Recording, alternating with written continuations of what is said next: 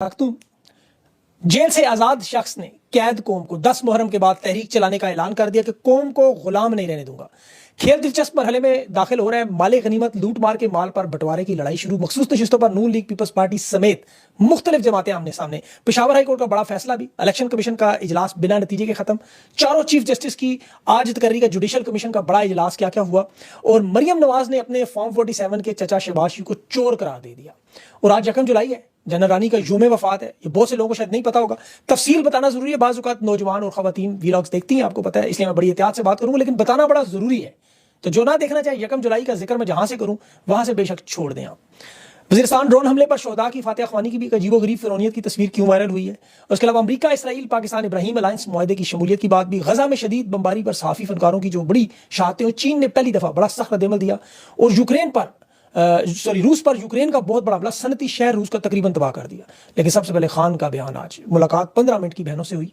10 मुहर्रम के बाद तहरीक शुरू करने का ऐलान। 10 मुहर्रम से तहरीक का जो लाएअमल है, सलमान अकरम राजा को इमरान खान ने आज शेयर कर दिया।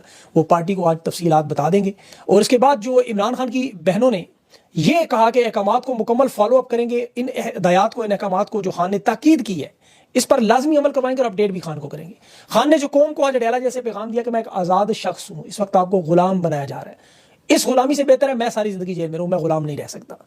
अदलिया के बारे में खान ने कहा 26वीं आईनी जो होती है, आईनी नहीं, जो तरमीम से कंट्रोल किया, मीडिया कंट्रोल किया, यानी जो रियासत है वो उस वक्त बंदूक के सहारे पर खड़ी है, बंदूक के यानी ताकत के।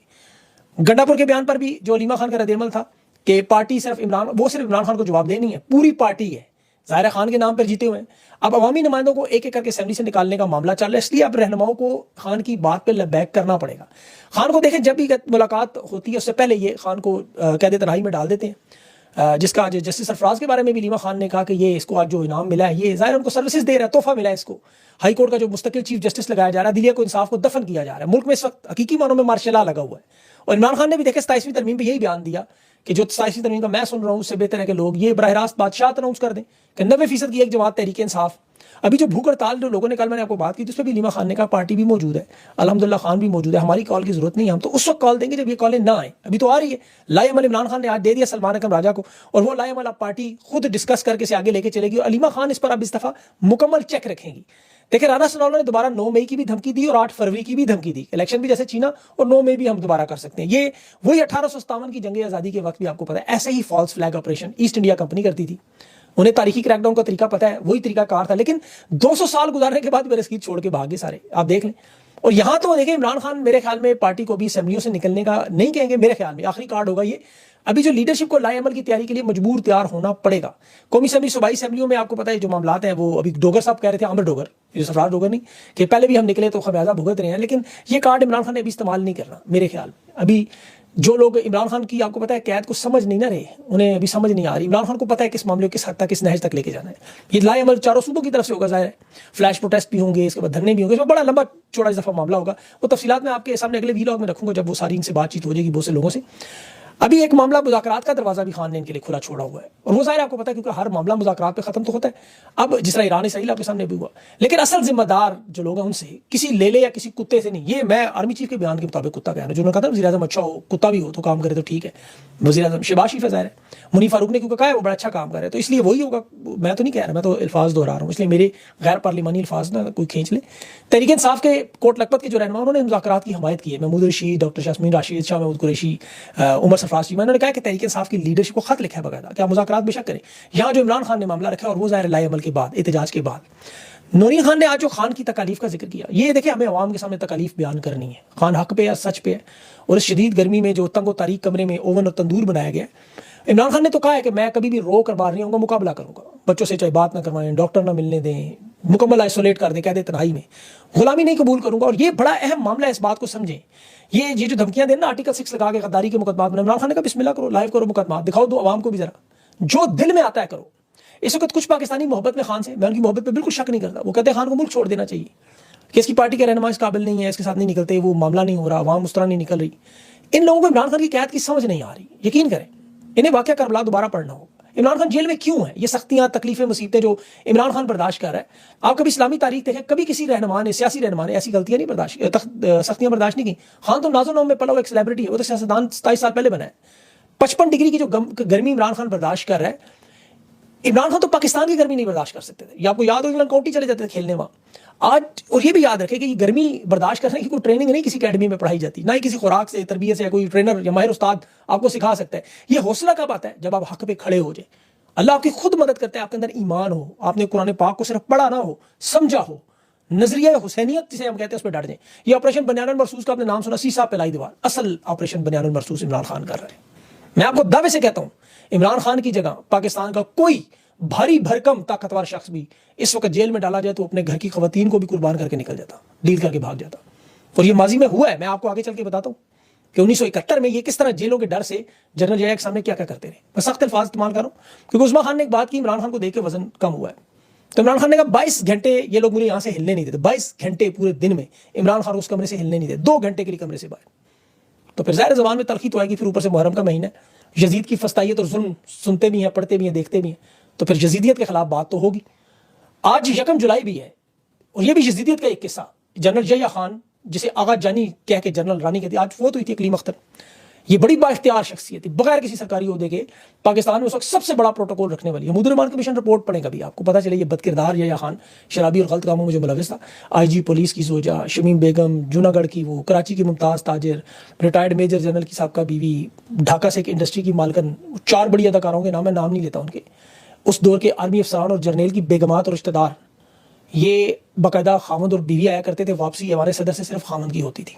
वजह इन्हें खतरा और खौफ ये था कि ये इन्हें जेल में भेज देगा। ये बाकायदा तमाम सहाफ़ियों की बातें मैं कोट कर रहा हूँ। ये जेल बर्दाश्त नहीं कर सकते थे, बड़े बड़े ताकतवर लोग उस दौर के। ये सहाफ़ी, बड़े बड़े सहाफ़ी अपनी बीवियों के साथ जाते नहीं थे वहाँ। इन्होंने अपनी किताबों में लिखा हुआ है, आप पढ़ें इनकी सारी तारीख उठा के। मैं बहुत सारे नाम मैं कोट नहीं करना चाहता, आप खुद गूगल पे रिसर्च कर लें, ढूंढ लें, आपको मिल जाएंगी सारी चीज़ें। इन्हें फिर उस तोहफे में क्या मिलते थे? बैरूनी दुनिया में किसी को सफीर बगैर सफारतकारी के तजर्बे के, किसी को नेशनल शिपिंग कॉर्पोरेशन का डायरेक्टर, किसी को टोक्यो में वजीर, किसी को अच्छा बैंकों के MD को इस वजह से फारिग करते थे, उनकी इनकी जो रखेली थी कर्जा नहीं देते थे।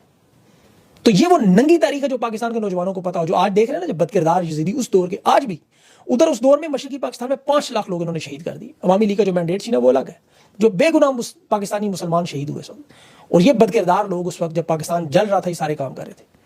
इसीलिए इनका जिक्र करना लाजमी, जब भी मजलूम का जिक्र करें जालिम का भी करें।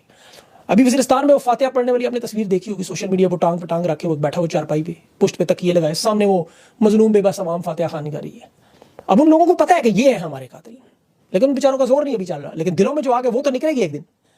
देखिए अभी तो लूट मार जो मखसूस नशिस्तों पे माले गनीमत की लूट मार जो बंटवारे के माल पे हमेशा होती है, अभी तो उसके जो लोग हैं वो नहीं इनसे राजी हो रहे। हालांकि क्या है, वो नशिस्त है काम से। अब परवेज खटक की जमात को खैबर पख्तूनख्वा में ये PTI तस्लीम कर रहे हैं। मखसूस नशिस्तें अलॉट करने के लिए दरख्वास्त जमा हुई, इलेक्शन कमीशन से PTI मान लिया। अभी उनका जो इजलास था वो बगैर सर्कस जो थी, बल्कि इजलास नहीं कहना चाहिए, वो खत्म हुआ, कल 11 बजे दोबारा होगी। आज जो बड़ी कोर्ट सर्कस जुडिशल कमीशन के इजलास में 16 लोग थे सीनियरिटी के हक में। 9 लोगों ने वोट सरफराज डोगर को दिया। 3 कैंडिडेट थे, मोहसिन अख्तर कियानी और जस्टिस मियां गुल हसन। मोहसिन अख्तर कियानी को 2 और मियां गुल हसन को 4 वोट मिले। जमाल खान मंदोखर ने वोट ही नहीं डाला, इतना फनकार निकला क्योंकि पता था बाजी अक्सरियत से वो जीत रहा है। 9 के मुकाबले में 2-4 का क्या मुकाबला। लेकिन जब पता होगा कि सरफराज डोगर हार रहा है तो ये फिर घर जाके भी वोट देते थे इसको। अपनी वालदा का जैसे जनाजा छोड़ के आगे थे पढ़ने, सॉरी फातिहा छोड़ के। अब सीनियर 3 जस्टिस कौन है? मोहसिन अख्तर कियानी। अब ये एक अहम फैसला था और इसमें आज एक वोट था जस्टिस शौकत सिद्दीकी साहब का। बड़े बासूल, उनकी वीडियो आपको देखी, आपने याद होगी, वो बड़ा इनकलाबी, मैं बड़ा असूल पसंद हूँ। इनके असूल उतने ही हैं जितने शहबाज शरीफ के डिग्गी से असूल निकलते रहे। आज भी सुप्रीम कोर्ट दाखिले पिछले दरवाजे से, निकलना भी पिछले दरवाजे से, एक तनख्वाह और पेंशन, बस इतनी सी औकात थी। वो बहाल हुई, सब ठीक। इन्होंने एक वीडियो बना के था, मैं माँ को गवाह बना के तो ISI अदालतों में मुदाखलत करती है, और आज डोगर को वोट दे रहे हैं, हालांकि उसे लाया कौन है। इसी तरह सिंध हाई कोर्ट में भी चीफ जस्टिस वो मोहम्मद गफार साहब को लगा दिया गया। बलोचिस्तान में रोजी खान साहब हैं, उनको भी लगाया गया। पेशावर हाई कोर्ट में अतीक शाह नून लीग के साहब का वो प्रेमी है काफी अर्सा, और उमर सरफराज डोगर को डोगर कोर्ट, ये डोगर कोर्ट के लफ्ज़ याद रखे, 15वें नंबर पे थे, इनको सीनियरिटी पे लगाया गया। वो नूरजहां का एक गाना था ना कि था यकीन के आएंगी, पता नहीं उसी का था यकीन के आएंगी रातें, कभी कभी लूट मार कर लेंगे रातें। अब 4 दिन की चांदनी है, इंशाल्लाह फिर अंधेरी रात आएगी इनकी। अभी तो 500 अरब का तेल इनका रुका हुआ है, 500 अरब का तेल। ये जो मारधाड़ आपको करती नजर आ रहा है इसराइल ईरान की जंग में, जो ट्रंप ने एक धमकी दी और 9% तेल की कीमतों में कमी हुई। अब पाकिस्तान में चूंकि आपको पता है बदकिस्मती से रेड लाइट के सारे हुक्मरान हैं, तेल की कीमतों में इन्होंने इजाफा कर दिया। वजह ईरान से स्मगलिंग का तेल नहीं आ रहा, सारे शशके रुके हुए, बड़ी तकलीफ है। सबसे बड़ा नुकसान ईरान इसराइल की जंग में इनका हुआ है। अभी बजट में उन्होंने 50% तनख्वाह में इजाफा किया, तो दूसरी तरफ पाकिस्तानियों की हड्डियों को निचोड़ के जो गोदा निकालने के लिए महंगी बिजली, पूरे खिते में महंगा पेट्रोल, और इतना कि सिर्फ इनके खर्चे पूरे। आपको पता है स्टेट बैंक में जो फॉरेन रिजर्व पड़े हुए, ये ज़खायर करते हैं, सऊदी अरब, चीन और अरब अमारात के हैं सारे, ये निकाल दे, पीछे छड़कला भी नहीं है, कुछ भी नहीं है। इनके पाकिस्तानियों के ज़खायर कहाँ है? बेल्जियम में, दुबई की प्रॉपर्टीज में, स्विट्जरलैंड के बैंकों में, पापा जॉन्स के पिज़्ज़ो में। आपके पैसों के दुनिया में बड़े बड़े बिजनेसेस खुल चुके हैं, या पाकिस्तान में शुगर मिले। आपका पैसा मुल्क से बाहर, और अरबियों का और चीनियों का पैसा आपके रिजर्व में दिखाने के लिए बड़ा। ये है आपकी सारी मीशत। और यहाँ जनरल रानियां नाफिज कर दी, जो जिना का नाम बदल के अपना नाम रख रही हैं, जिना का जैसा मोहम्मद अली जिना का नाम।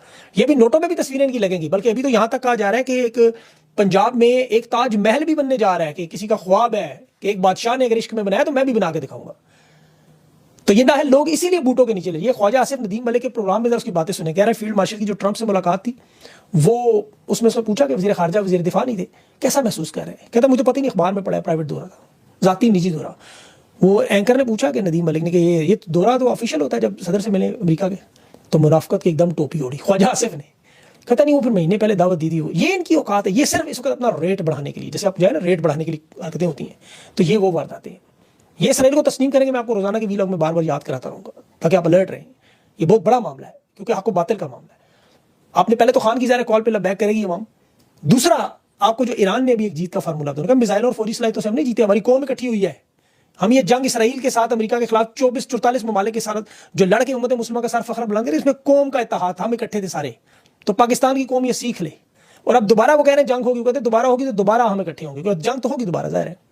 तो पाकिस्तानियों को अल्लाह करे ये बात समझ आ जाए कि अगर ये इकट्ठे हो जाए, ये तो 24 करोड़, ईरान तो 9 करोड़ है, वो 9 करोड़ 44 मुल्कों से लड़ पड़ा और जीत गया। यहाँ तो 24 करोड़ लोग हैं, और ये आपके मुकाबले में तो 2-2.5 हज़ार लोग भी नहीं है सारे। और इन्होंने तो आपके ऊपर कोई एटमी हमले भी नहीं करने, उनके ऊपर तो एटमी हमले होते हैं, नागासाकी और हिरोशिमा वाले। यहाँ पे भी तबाही बर्बादी हुई, इसकी तो पूरी पूरी कहानियाँ और दास्तानें हैं, यहाँ पे यजीदियत जो चलती रही। लेकिन जो ईरान में हुआ वो आपके सामने है। वहाँ अगर कौम जुड़ गई एक नजरिए पे, तो आप एक नजरिए पे जुड़ जाए, आपका सारा मामला हल। आपके लिए तो 24 से 72 घंटे की सारी टोटल गेम है। 24 घंटों के पहले पहले फैसला हो जाएगा, और आपको तो 24 करोड़ भी नहीं चाहिए। तो इमरान खान अब 10 मुहर्रम के बाद जो है वो कॉल देंगे, लाएमल देंगे। पार्टी की लीडरशिप पे बड़ा है, लेकिन उन पे आप नजर रखनी होगी। इनमें से जो लोग इस वक्त 2 नंबरी करेंगे, जैसे वो एक कुरान पाक पे हलफ दे के NA 142 का वो उस्मान चौधरी वारदात कर गया, लोगों को याद कराएं रोजाना इसको। ऐसे लोगों को रोजाना याद कराते हैं, इसके खानदान के लोगों को टैग करें, इनके रिश्तेदारों को बताएं कि ये तुम्हारा। अभी वो एक पाल सिंह है, वो साबका मेंबर रह चुके हैं सरदार जी, उन्होंने बड़ी जबरदस्त ट्वीट की, उन्होंने गैर मुस्लिम अगर ऐसी हरकत करता तो हमारे साथ आप क्या हाल करते। तो ये जो कुरान पाक पे झूठी कसम खा रहा है बंदा, तो इनके ऊपर आपके कोई आपका मुल्क का कानून, कोई अखलाकियात, तो अखलाकियात यही है कि सोशल लोग बाइकआउट करते हैं, ऐसे लोगों से मिलते नहीं है, इस्लाम दुआ नहीं करते, इनको देखते तक नहीं है। और बाकी मैं उसको और नहीं कहता कि आप कुछ करें, लेकिन ये इनकी कम से कम याद इन्हें जरूर कराया करें। इन्हें बड़ी तकलीफ होती है कि खानदान के लोगों के बच्चे के भी स्कूलों में जाते होंगे ना किसी न किसी, इनके भी घर वाले शादी ब्याह मातम फोतगी किसी न किसी से मिलते होंगे, जब उनके सामने चीज़ें आती होंगी तो याद, अब जैसे मेरा ये क्लिप काट के नजर आएगा, वो मुझे आगे से कुछ जवाब तो देंगे।